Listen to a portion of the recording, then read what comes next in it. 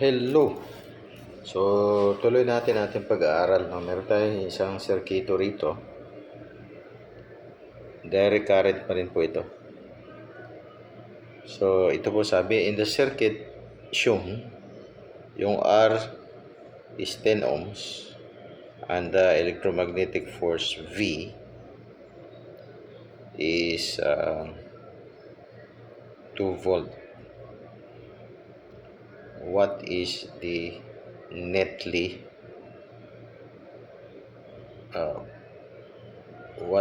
most neatly the current I? So, ang pinapahanap sa atin to, yung current na to. Okay, given to. At saka itong volt.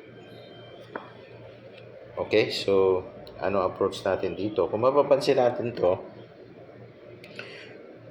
nakaparallel lang to. Diba? Parallel yan, hindi naman series yan. Parallel yan. Yung RT mo is equal to R parallel sa 2R. Diba? Since na yan ay 1 over 1R plus 1 over 2R, we can easily get this one, no? And that is actually equal to 2R to over 3. Okay, and if we substitute the R ito, ang pangit ng pagkasulat ng R. So, R yan.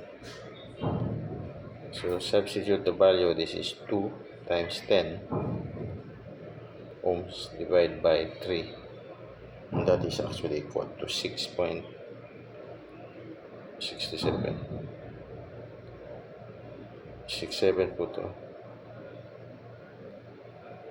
Ay, magsulat, no?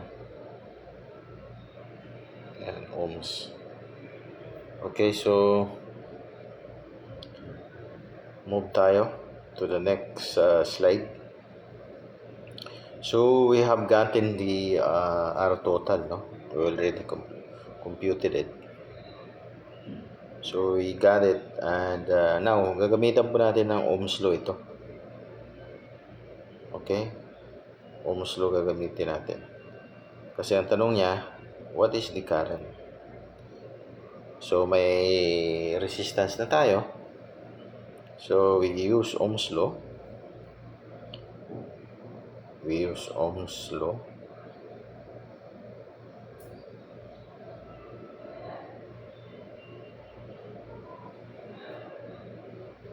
So current is calculated as voltage divided by total. Okay, so current I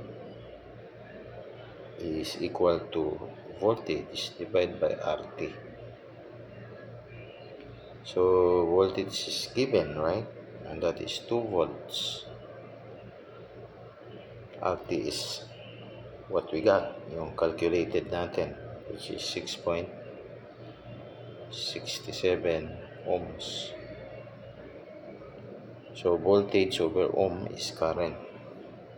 So what we got is 0.30 ampere.